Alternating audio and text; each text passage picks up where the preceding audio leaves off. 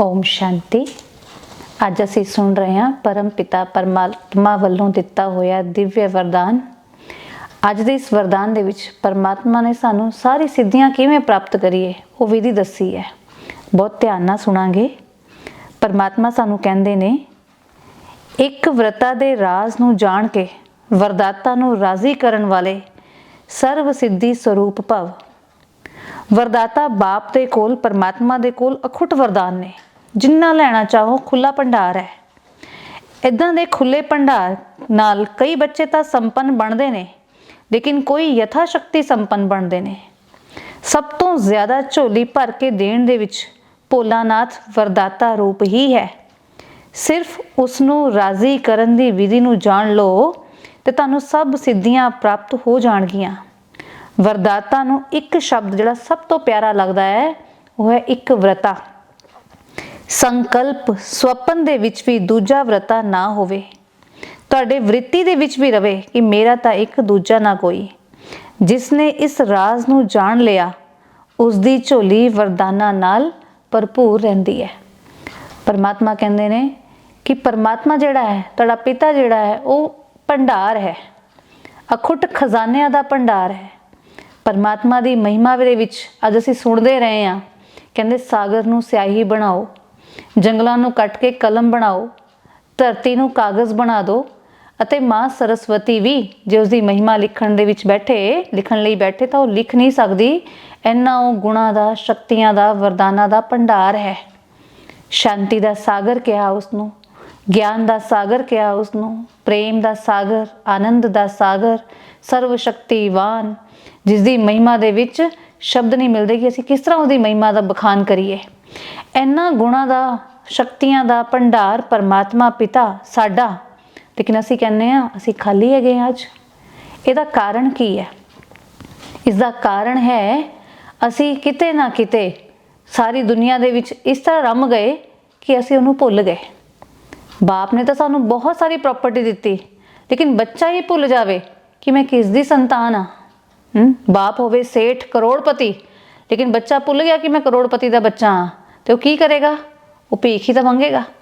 अज असी भी शांति दे सागर, प्रेम दे सागर, आनंद दे सागर, ज्ञान दे सागर, गुणा दे सागर दी संतान, जिस दे लई कहा गया कि वो सर्वशक्तिवान है। उसनू कोई भी काम उहदे लई औखा नहीं है, कोई भी काम उहदे लई मुश्किल नहीं है। पर अज असी छोटी छोटी गल्लां नू सामने ला के की कहने आ, साडे सामने छोटी छोटी गल्लां आंदियां ने, असी की कहने आ, असी नहीं कर सकते, बहुत औखा है, साडे तो नहीं होना। जीवन दे विच छोटी छोटी परिस्थितियां नू फेस करन दी ताकत भी साडे अंदर अज नहीं रही।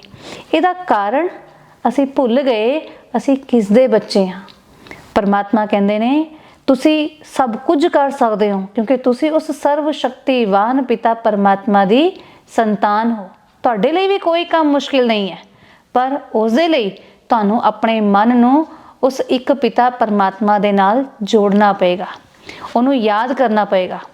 देखो असी याद करन बैठते हैं, कई लोग कहते हैं मन नू टिकाण दी बहुत कोशिश करते हैं, पर मन जिहड़ा है वो विचलित रहिंदा है, मन जिहड़ा है वो भजदा ही रहिंदा है।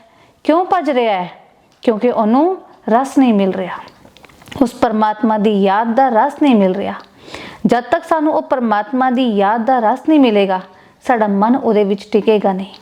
उस रस नू अनुभव करन लई सानू उहदे नाल उहदे गुणां नू, उहदी विशेषतावां नू याद करना है।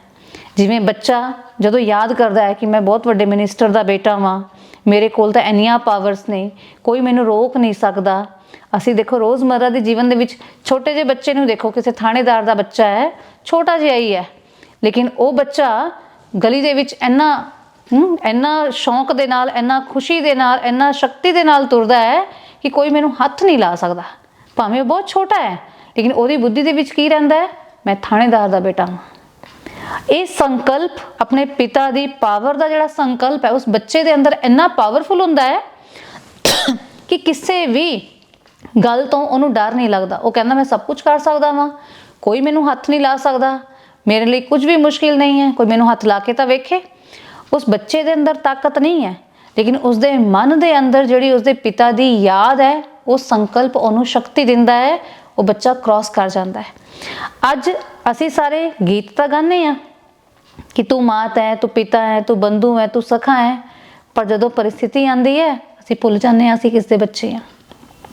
सानू दुनियादारी याद आनी शुरू हो जाती है, फलाना रिश्तेदार साडी मदद करे, फलाना मित्र संबंधी साडी मदद करे, फलाने कोल जाइए वो साडी मदद करे, लेकिन असीं हिम्मत हार जाने। जदों हिम्मत हार जाने आ फिर सानू याद आती है भी चलो हुण उस रब अगे ही अरदास करते हैं, वही कुछ कर सकता है।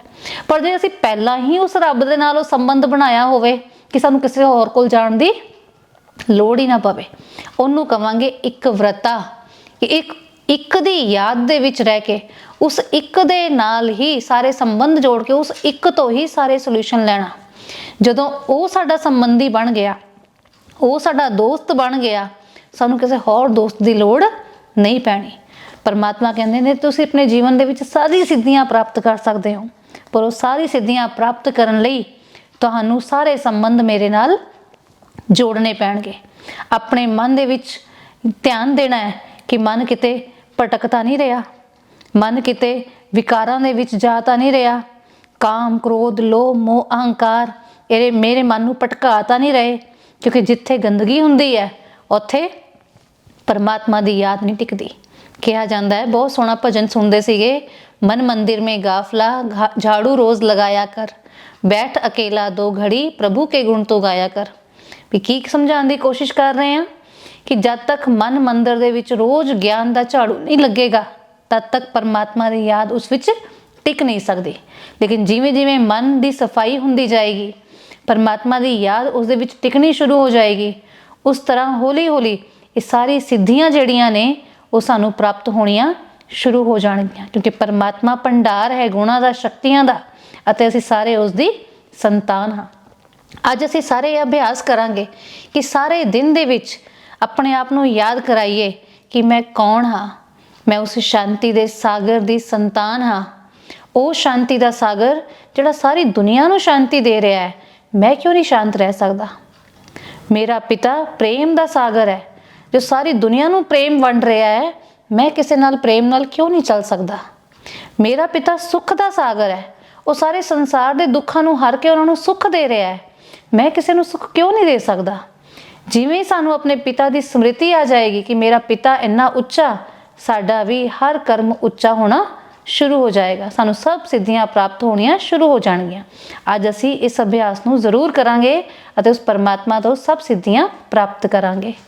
ओम शांति।